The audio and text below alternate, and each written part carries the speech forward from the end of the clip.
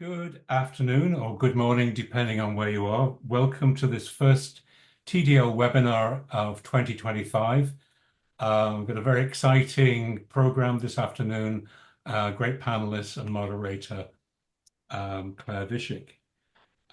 Before we start, I'd like to say that this event is being recorded and there will be a report and a recording made available sometime after the session. All attendees should be on mute and questions can be put at any time in the chat and will be dealt with and shared with the moderator and the panel. Finally, I'd just like to say that we have another webinar in 2 weeks' time, which is on post-quantum cryptography, trusting the transition, which will be on 6th of February, 4 o'clock Central Time, Central European Time, that is, on a Thursday afternoon. And with that, I'd like to introduce our moderator for the afternoon, Claire Vishik, who is one of TDL's strategic advisors and many things besides. So over to you, Claire. Thank you so much for introducing the webinar. I am delighted to be a moderator for this huge topic.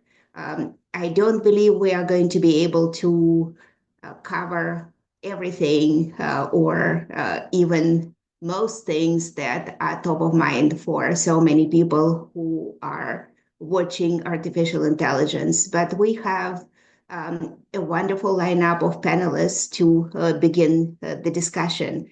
In alphabetical order, we have Rafael Accorsi, who is group head at AI Merz Group.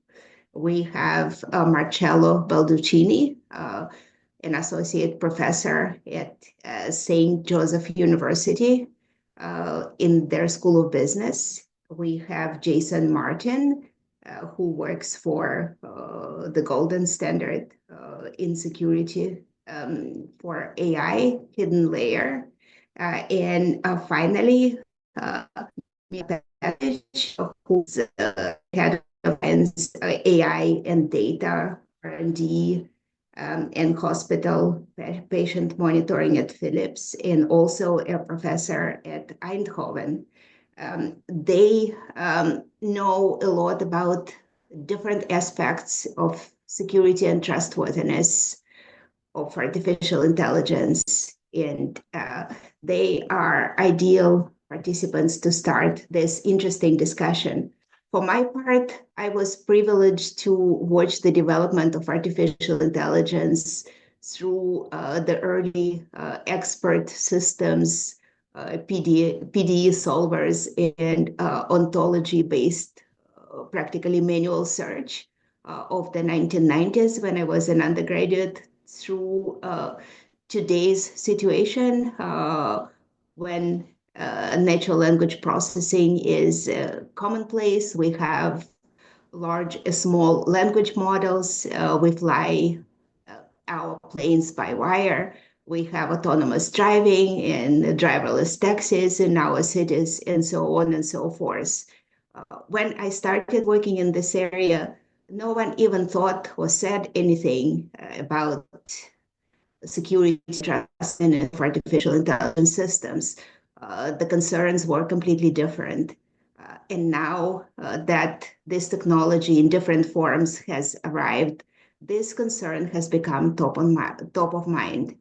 So I would like to start this discussion with everyone telling us what, in their opinion, are the most important issues in security and trustworthiness in artificial intelligence from where they are working in and watching the space. And let's go in alphabetical order this time.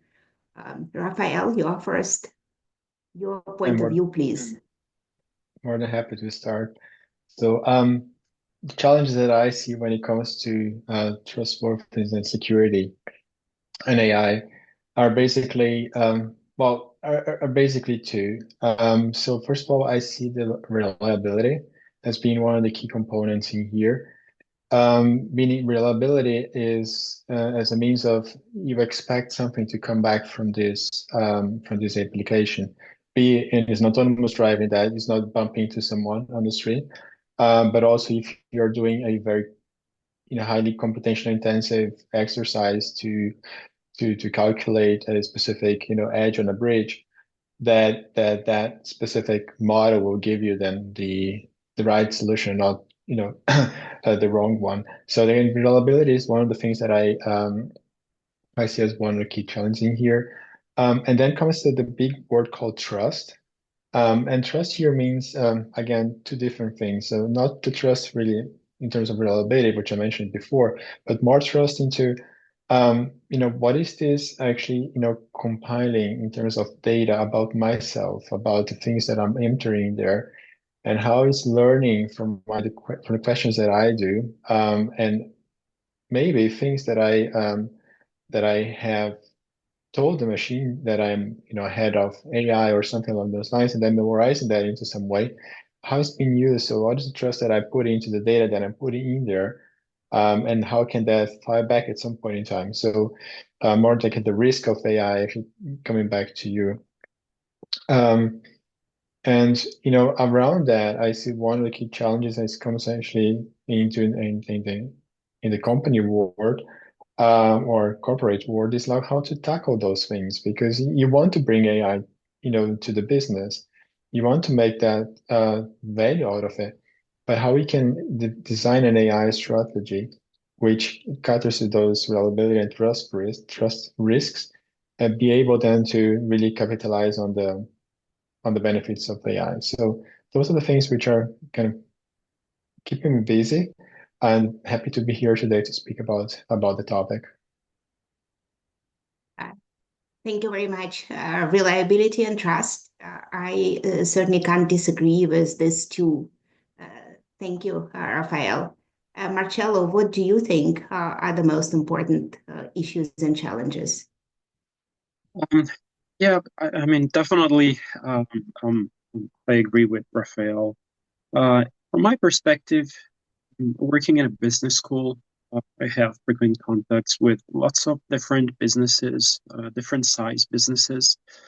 And what really has gotten me concerned over the past 2 to 3 years is actually the public's eagerness to use modern AI tools. And when I say public here, I'm thinking of those businesses, but at the same time, also regular people outside of a business context. I am seeing that people are really, really eager to use these tools, especially large language models. We're drawn by the promise of these tools. And unfortunately, they seem to brush off way too quickly the problems, reliability, trustworthiness, in particular, as well as security. And they don't seem to understand that there may be very negative ramifications to what they're doing. So, as I've been thinking in preparation for this panel, there are many, many ways of tackling these problems. There are standards that exist. But, people, if they're eager to use something, they're going to throw standards out the window. They're just going to do it. So what do you do? Do you forbid them from using the tools? Are we going to go into big brother telling us what we can and cannot do? So it's a very tricky moment, and maybe in 5 years we'll be laughing about it because we'll have much better tools, more reliable. But right now, my concern is how do we reconcile the public's eagerness with the shortcomings of these tools? Thank you. I observed the same thing. Everyone wants to use artificial intelligence with only the afterthought about potential shortcomings of selecting this model. This applies to individuals and businesses, and I hope we will follow up on this as the webinar progresses. Thank you very much, Marcello. Jason, what is your view? Yeah, I think just to build a little bit on what Marcello said. I think, I primarily think about things through the lens of security. And to me, this confluence of sort of the pace of evolution is like the hottest field in all of technology, which itself tends to trend towards the fastest pace, combined with this eagerness and sort of rush to be first, rush to accelerate or reduce the cost of yet another new area that you can do. These are all good things potentially to do with AI, but they result in this sort of frenetic pace. And frenetic pace generally and historically does not jive well with security and safety and these sort of more careful domains. So I think it's not a very technical answer, but the pace really concerns me. And I also think, we may look back historically and say that we've created forms of AI now that pass a form of the Turing test, and they do so without consideration for the quality of the Turing test evaluator necessarily. And so in that space, we're then granting sort of agency to AI systems that maybe they don't yet deserve, because we need to strengthen the Turing test before we grant them that sort of agency. And then lastly, I think just overall technology tends to scale risk at a very high pace. And that scaling is just amplified when that technology can be used to itself create additional technology with things like AI that's generating applications that then itself uses AI. You get this sort of compounding effect where we lose track of how things actually work. This is an excellent point, and certainly is a serious concern. This is the first technology I remember where the barrier to entry for something that's fundamentally different in terms of the business model, in terms of the individual operational model is so different that can be so easily adopted, that has so many inherent risks that are not well understood, and that nonetheless is progressing and marching forward so quickly. Excellent points. Thank you, Jason. And Milan, what do you think? Yeah, so am I audible, Claire? Just to double check. Excuse me? Am I audible? Can you hear me? Yes, we can hear you very well. Thank you. Great, thank you. If not, I would have told you. Sure, no, thanks. So so I think I would like to reiterate on what Rafael said about reliability. This is especially important to the business I'm come from, because we are basically creating patient monitors that are used in intensive care units or in emergency departments or during and after the surgery. So these patient monitors are collecting and interpreting vital parameters of intensive care patients, and basically they create alarms. So if the nurse or intensivist is not close to the patient, they would note, for example, that the patient has ventricular fibrillation or has a systole, maybe the heart stopped beating, and then they would alarm and bring the clinical the healthcare providers to the patient. So if we miss any of these events, the patient will likely die, and reliability of these systems is really very important to us. So that's why I would like to reiterate that. Next to that, I think if you look across different businesses and different applications, I think ethical and legal implications are also important challenge. They are maybe not they're not real technical challenge, but these ethical considerations they are at the core of the AI deployments, because we need to ensure that AI systems respect privacy, fairness, human rights, and therefore having the ethical guidelines and regulatory frameworks, I think, like we have in Europe with AI Act, is really important to ensure that we can responsibly deploy AI technology. There are a number of technical challenges, adversarial attacks. I think we've seen that. There are also many challenges related to generative AI technology that I hope we will have time to discuss also during the webinar. Thank you, Milan. Certainly, reliability is important, no matter what kind of application we are discussing. And legal and ethical challenges apply to almost everything. Let's probe on this a little bit. We were talking about the steady march of AI forward to all kinds of problems.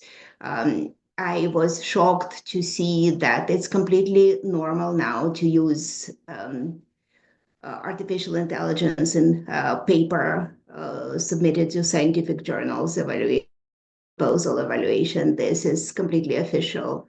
Also in writing the paper, all you need to do is to reference the large language model that you have used in all kinds of ways of life, from medicine to transport. Artificial intelligence, not just LLM, but traditional statistical anomaly detection, decision-making AI has been used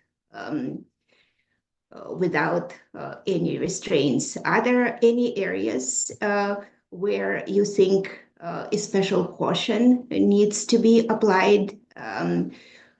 I hear about AI being used in anything from designing ICs, integrated circuit processors, to designing custom drugs. Where do you think it should not yet be used, and why? Who wants to start? I can go, Claire, if you like. Sure. So it's an interesting question. It goes back to my big brother thought. I don't think that all AI is problematic. So just to clarify, for those of you who don't know me, I am a knowledge representation and reasoning person. So to me, the systems that I typically design or use to design are systems that you can prove correct. So there's no problem in using them. If you design a provably correct scheduling system, then you can by all means use it for scheduling. Same goes for designing tips, right? Or anything else. Where things got really concerning was when, and statistical methods are not terrible either. A little bit harder from the perspective of probability. But historically, there was more attention and understanding of the training that went into building them. Nowadays, again, past 2-3 years, with language models, especially large language models, I have noticed, so obviously probability of correctness is out the window for the most part. Understanding the training set is also really tough. And so, and yet people use them, right? A lot. And so cases where I see concerning applications that probably should be called out to the public, at least, are, for instance, in data analytics. I have companies that absolutely want to use large language models or small language models for data analytics, critical data analytics. I mean, we're talking financial sector, for instance. And then when I run small-scale experiments on data analytics, I find LLMs lying to me, absolutely lying to me. I have packet dumps from TCP dump from while I was trying to hack into a system as an exercise, and I asked ChatGPT to summarize them to me. And actually for a good 30 minutes, I believe what it told me. And then I noticed something strange. It turns out it was making out packets. It was not the stuff I had sent it. So all the critical areas, analytics, financial sector, healthcare, I think they're using AI is fine, but I think people need to be very careful which type of AI they use and which combination. Again, I'm not a big believer in forbidding people from doing things, but probably a substantial and reiterated education people and calling out the problems and the dangers. That's what I suspect is an effective way to go. Education and understanding to the extent it's possible is always a helpful mechanism. Anyone else wants to comment on areas where greater caution is needed using AI? Maybe I can continue. I mean, I would agree. Of course, many people would say, okay, you have to be especially cautious with the areas like healthcare, legal. You don't want to send people to prison, or you don't want to kill people. Finance, perhaps, maybe, because you also might lose a lot of money. We are talking about deep fakes in media now and news, so that could also create big damage. But at the end, I really believe that it's about for which task we are deploying the AI models, the AI, whether it's traditional AI, deterministic AI models, what type of performance these models show, so that we can deploy them and have some assurance that they will work well for a particular application, or whether this is generative AI, whether this is employed to support, and you have human in the loop. Obviously, also that comes with a lot of challenges, because even you are in generative AI, you're having a sort of a companion, an assistant that is pretending to be knowledgeable about everything, and it's very eloquent, and it can give you great answers, but maybe actually the foundation of these answers is just hallucinated, and that's the thing that is creating nowadays a very big challenge. And I've seen, for example, at some healthcare conferences, doctors trying to get a question from showing how basically for example, a particular LLM could just misinterpret information, and when you ask the LLM, like to give you, for example, a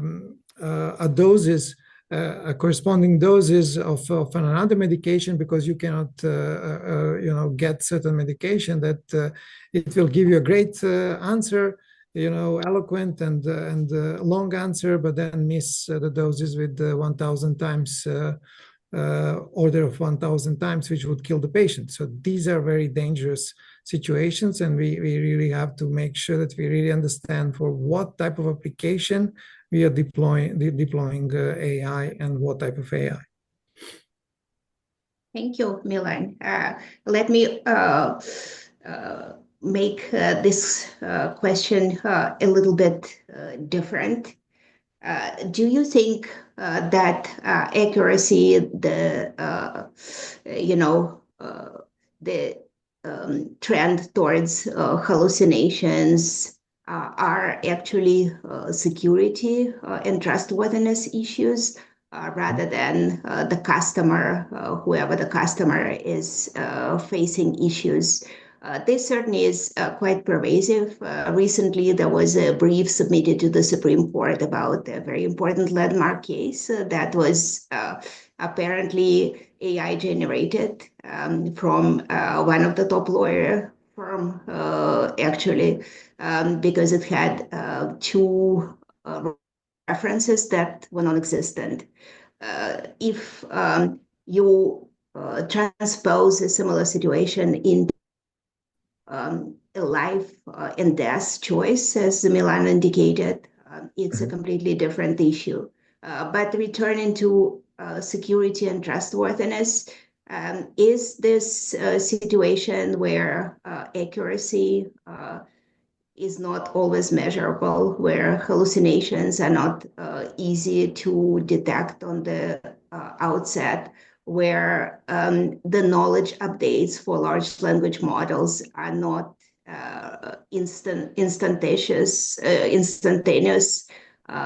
and sometimes lag behind by a year or more. Do you think it's a security and trustworthiness issue? Jason, what do you think? I mean, yes and no. I'll say that it depends on the application. So in cases where the the outcome of the task is knowledge dependent, I think it's very critical to be aware of the risk of hallucination, and keep in mind that models hallucinate because we taught them to. We teach them today, and I think this will change, but today we teach them to satisfy human review, and that is why they're so eloquent. They're very eloquent because we teach them to have good writing style. We teach them that we prefer outputs. I'm speaking here in sort of LLM world specifically, but we teach them that they should have very eloquent output, and that they should be very confident, and that's a writing style that's preferred in the training techniques that are used to create them. We're just now seeing more techniques that are intended to teach models that we prefer citations and factual sort of references in their responses. And those are the current trends towards trying to grounding these models in terms of their their propensity for hallucinations. That said, I think that doesn't solve the whole issue, this trend towards really wanting to there's this saying, if you have a hammer, everything looks like a nail. And so these trends toward using large language models to do statistical analysis, as the example that was brought up earlier, is we have very good tools to do statistical analysis. There's no reason you need to bring an LLM to that fight. And there's no way to ground that in just textual knowledge that you would predict with this sort of autoregressive next token prediction type of model that we have. That requires tool use and like more logical driven tools. So I think this will get better over the next year or two. But we're going to stumble a little bit along the way, and that's something to be aware of in terms of which tasks we really should be granting the sort of autonomy to in the near term. Excellent points. Thank you, Jason. Rafael, do you want to add something to this? What is your view? I think I agree with Jason on that one, because I mean it is about the task that you actually give AI to do. And the one thing which is more so kind of human centered in this case here, specifically when it comes to generative AI, is the fact that we tend to believe everything which comes out of it because it seems to be smarter than we ourselves are at the end of the day. So a couple of years ago, I would say, yeah, I believe people believe in everything which is on the internet as long as it's not 1st of April. And for large language models, even if it's 1st of April, they'll believe it, right? So that is the question here is more about also understanding ourselves and the role that we have in order to validate the output which is coming out of it, or at least judging that and not taking for granted that whatever it is there is correct. It could be a very simple thing, just like me asking for whether or not there's going to be a bank holiday in the next 2 weeks here in the city I live, which was wrong, by the way. But it could be something different and more fundamental, just like Milan was saying before. So we need to be watchful and try to tame those models and to avoid those confabulations, and thereby get more reliability on the answers which come out of it. Thank you. It's impossible to disagree with this, and I hope more end users, including our parents, put this explicitly in their strategies. One other point that I would like to address, there are a lot of standards, organizations, individuals who comment on ethical and legal components of artificial intelligence, but it always focuses on systems that are interpreting human focused data that have a significant component of PII. However, significant damage could be done in systems where there is no human components, only technical information present. I'm talking about things such as, surface conditions for self-driving cars, things like weather and wind analysis, things like the analysis of soundness of buildings and other structures. They don't have any PII component. What do we do to establish the rules for data quality, for artificial intelligence accuracy, and related issues in domains where PII is not present? What do you think? Milan, what do you think?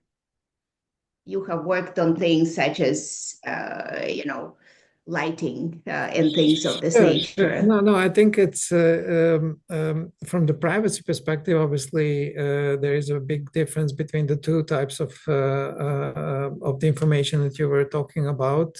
So with respect to PII, I mean, we have a lot of rules in terms of what we are allowed to do, what we are not allowed to do, and how we deal with things.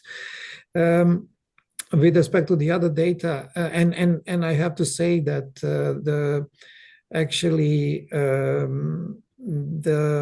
the whole governance around GDPR in Europe, etc., creates a bit of difficulties to get to the big data that we would need for large language models, foundation models, or deep learning models. Because these models are data hungry, and if you talk, for example, in terms of in healthcare, that are sort of roadblocks. Although you could do the anonymization, etc., GDPR is still leaving certain things in a gray zone, and it's making it a bit more difficult than in the other countries. However, I mean, when we come back maybe to the first question that you had on reliability, having unbiased data is really important. Having good quality data is really important, and I think whether the data is whether the standards are whether the regulatory standards are related to PII or non-PII, I think below that is everything is sort of should really, let's say, it doesn't really matter whether it's PII or not PII. We need to ensure that good quality of data, and for that, we talk about all kind of measures and standards that are de facto standards, how we can ensure that quality, because if the quality of data is not good, then the quality of models that we create is not good. If we put trash in, trash out, that's quite clear. So I think that's basically one aspect of this. If you took this question in the context of Gen AI, then the question goes more towards like, okay, what type of again, it stays the same with respect to data quality, but then how we validate and what are the standards, actually verification standards and validation standards to validate the answers that we are getting a bit different than traditional AI, because here we are talking about completeness of the answers, whether many different metrics. We introduced a lot of metrics in these early days. Data quality is always key, and different parameters apply to assess this. It's becoming increasingly difficult with the proliferation of synthetic data that is generated in a variety of ways. How do we address this issue? How can we better assess the data quality? Who wants to take this? Rafael? Yeah, it's a good question. Because I have seen that when I was a consultant. I'm seeing that now in the business. The thing is, we are trying to think about data quality as an afterthought. That is, we have data, we put it somewhere, and then we say, oh, now we need to make it quality 5-star. And my opinion is that if you want to get good data or qualitatively good data, you should start actually when the data is being collected in the very first place, when the activity or whatever is being recorded, because everything that we do is being recorded digitally. So whenever that happens, so the whole value chain up and until the use of this data should be well thought through, and then you have good data by design. What's happening today is that everyone sees that, well, now I need to use AI. Well, you want to use AI, but hey, for 15 years I have been not really looking into my data quality. Now I need to get data quality, so I need to do data catalog. I need to do everything. And it turns out to be a very complicated exercise to do so. I mean, if you want to do that from scratch for all the data that you have in your data sphere, whatever. So what I'm looking into here usually is to say, look, what is the type of data that we're requiring for that specific application? Can we get that bit of data in a quality that we say, it is complete, it covers all the cases that we want to look into, all types of transactions that we want to do, and then use that data. And if you want to put more data into, then you get the curation process going on in order to move that into the set of good data. But I have seen a lot of companies actually struggling to do that from scratch, and not thinking through it by saying, let's do the by design. And even though we might have data which is not good for the time being, but the data starting from today is going to be better than before. So I think this not completely answers the question, but it's like a more fundamental thing about the way that you think about quality rather than saying the standards of quality. Excellent point. When your artificial intelligence work is an afterthought because everyone is doing it, data quality comes last, and the quality of your application is, by definition, inferior. It's probably more harmful than useful in the end. It's difficult to think about it all the time in this way. I hope more companies, more organizations start doing it. Let's move to the technical nature of the challenges for artificial intelligence security and trustworthiness. What do you think are the main challenges there? Jason, I think this question is made for you, right? That one was specifically for me. Yeah, I mean, I think actually starting with the last topic, right? The first issue when thinking about it is really thinking about the life cycle perspective. And when you think about security, it starts with the sort of provenance of all of the the data and the techniques that eventually lead to the creation of a model that you then deploy. And so there's sort of new supply chain forming around AI, and that has just quality issues like we were just discussing, as well as, and if you bring that into an adversarial environment, now you have the possibility of someone who's tampering with that supply chain intentionally with some sort of objective. It may be poisoning or backdooring. The supply chain extends into the models themselves. We're seeing a lot of that right now. Probably everybody here has heard of Hugging Face, which has sort of become this hub for semi-open models, and they're proliferating. I think they're over 1 million now. Like, it's just a ton of models, many of them derivatives off of ones that are well known. And those derivatives are not well known. We don't know what's in them.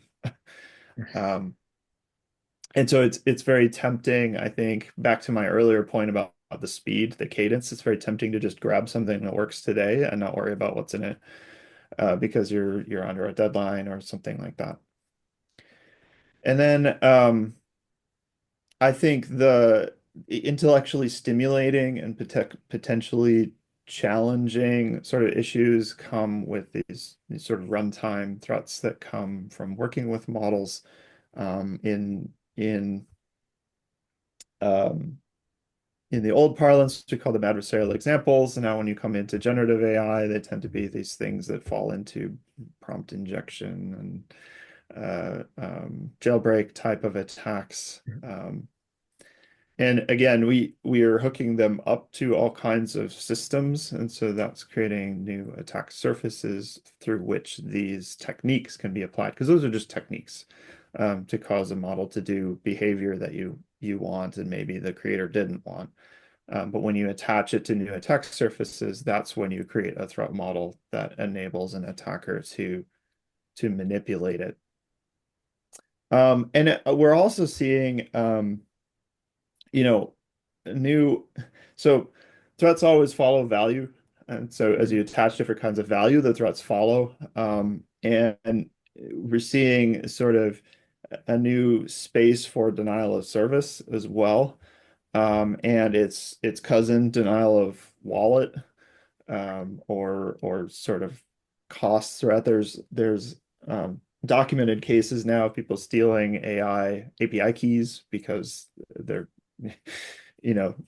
inferences cost money. And so if I could steal your API key, then I can get those inferences for free. So we have kind of those kind of threats that are coming on the technical side. And there's I would say at least partial mitigations for everything that I just listed, but they again, to the pace of innovation, they take time to develop and deploy. And that comes at the cost of that sort of race to get there quickly.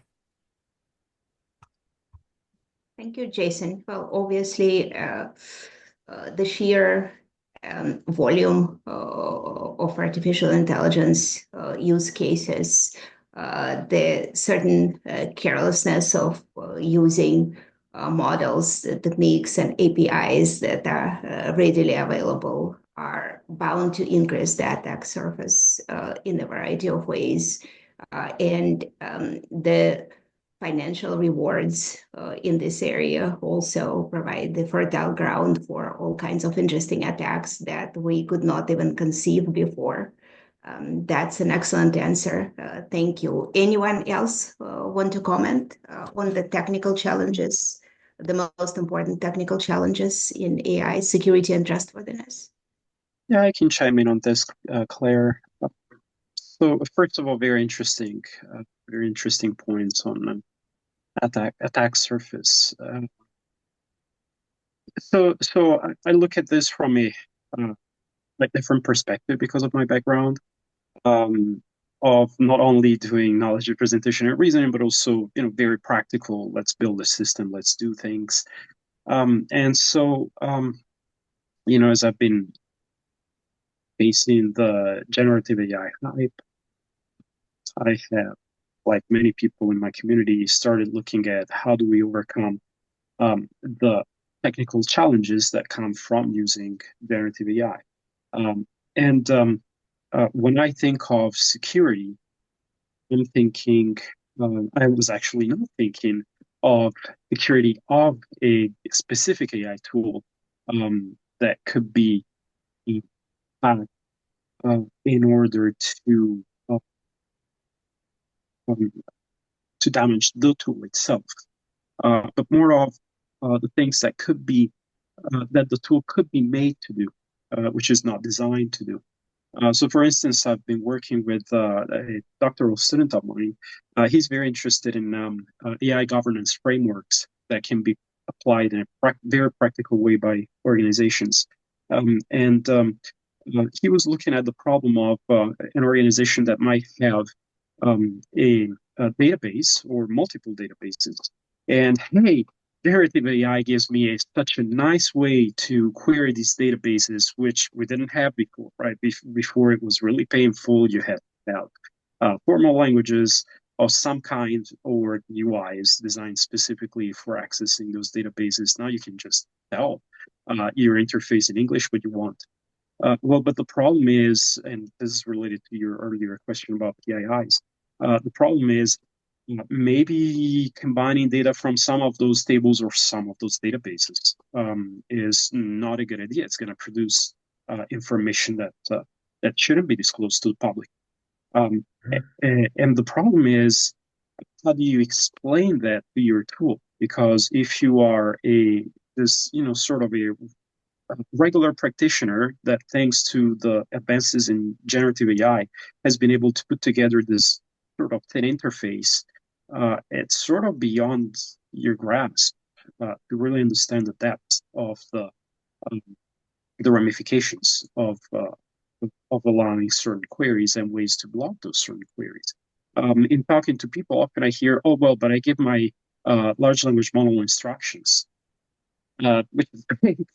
But how do you know that those instructions will be interpreted correctly all the times, and there will not be some hallucination, for instance, intervening and releasing information that shouldn't be released, or incorrect information even.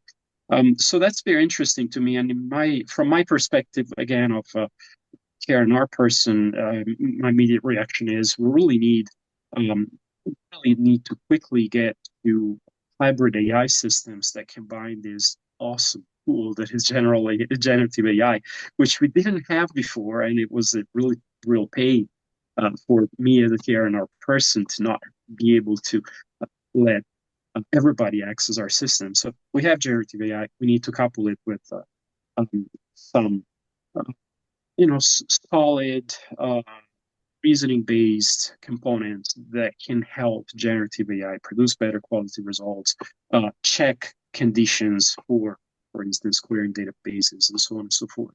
And the problem is there's a big gap between what we normally do in KRNR at the level at which we work and the level at which you work with large language models. So you can now parse English. You can now almost understand English. But how do you pass that information in a reliable way to a reasoning component when you cannot quite rely on the large language model producing a formal representation, because, once again, the large language model may introduce mistakes, hallucinations, and so on. In my challenges, we need to get to reliable, strong hybrid AI, but how do we fill that gap between the different types of systems? That's one thing that keeps me up. Thank you, Marcello. This is a good transition to the last topic that we will need to address briefly for the sake of the remaining time, data governance. I want the last question to focus on explainability. Would you talk about the value and limits of explainability for Gen AI systems?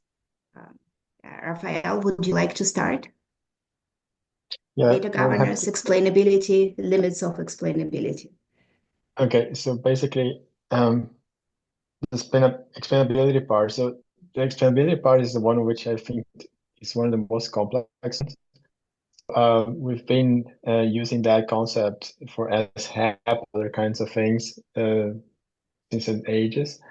And And the thing is, only technical people can understand what that means, right? And sometimes even not that people.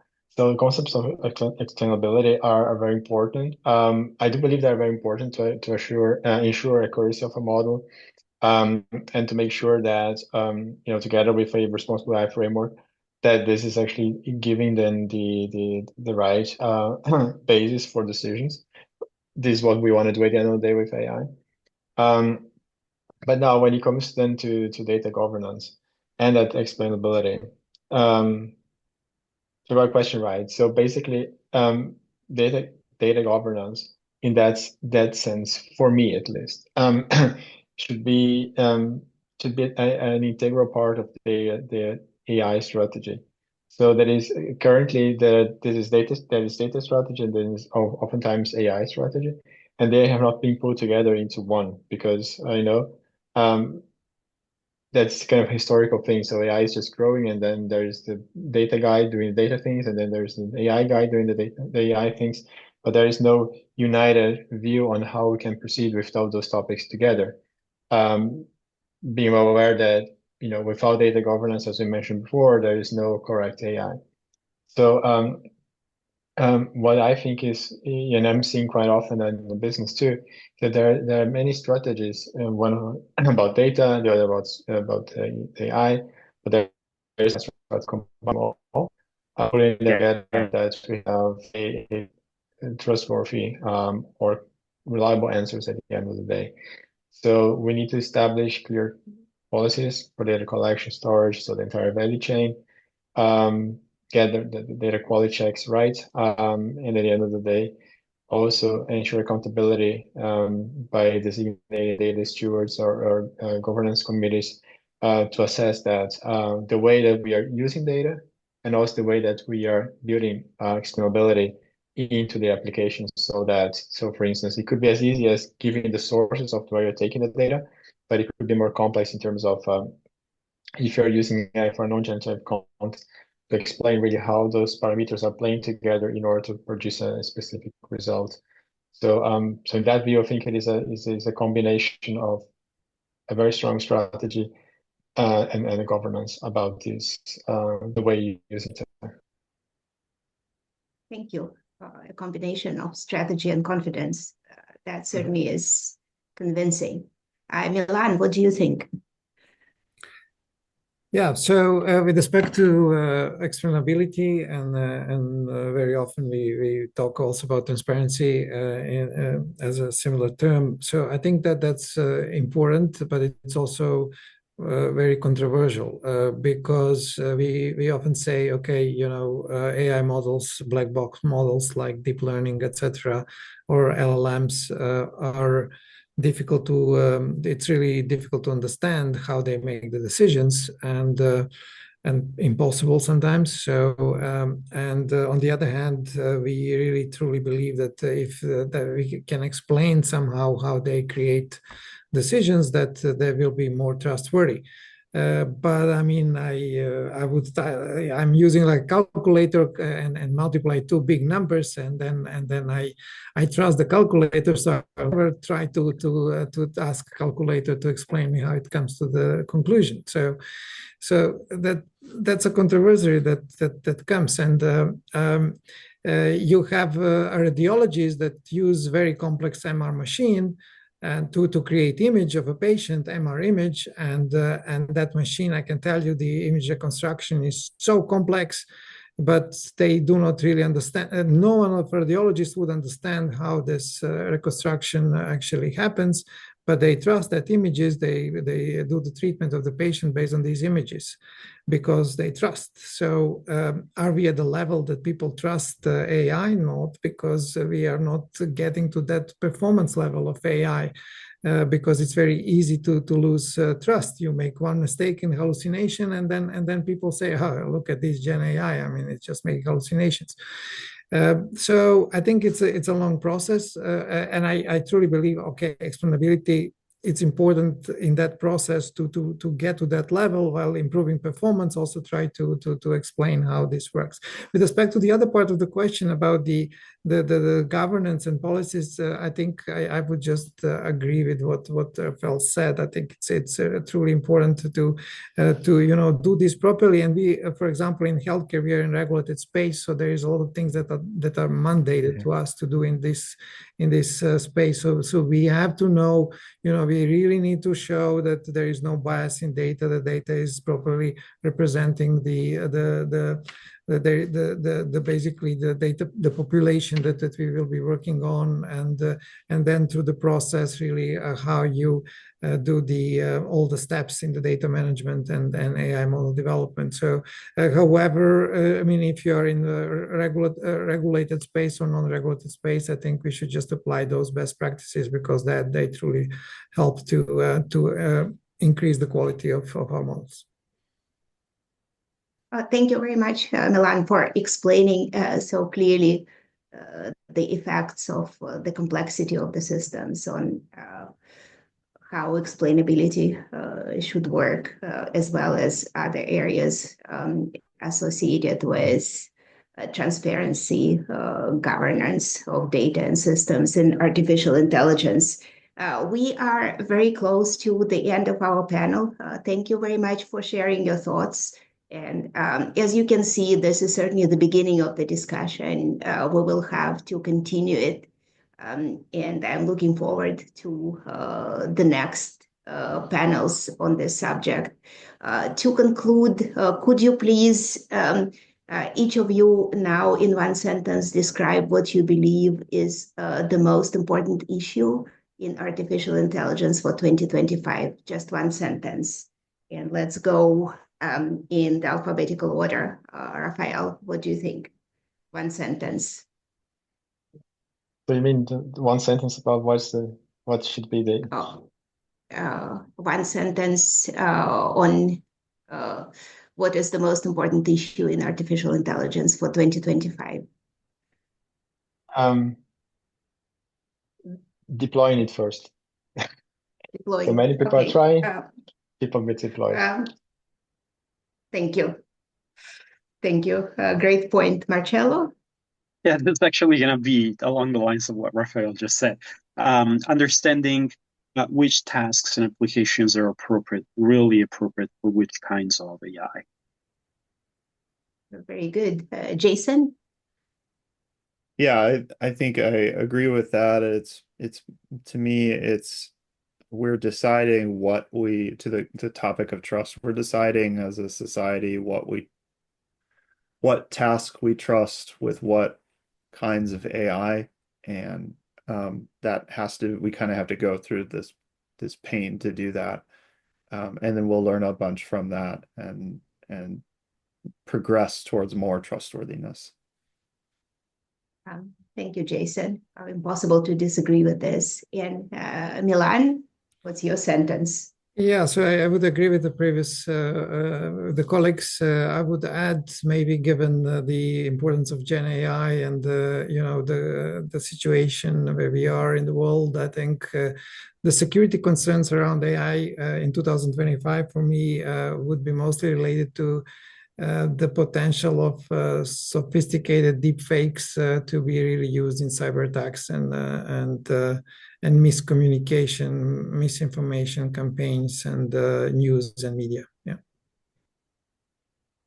They are valid concerns that everyone shares.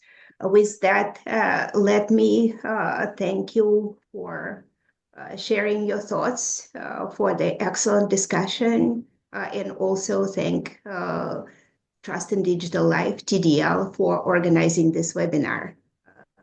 This concludes our discussion, and I pass it on to David Goodman to make the final brief remarks. Thank you, Claire. And I would just like to add my thanks to Marcello, to Jason, Rafael, and Milan, and not least to you, Claire, for a fascinating discussion.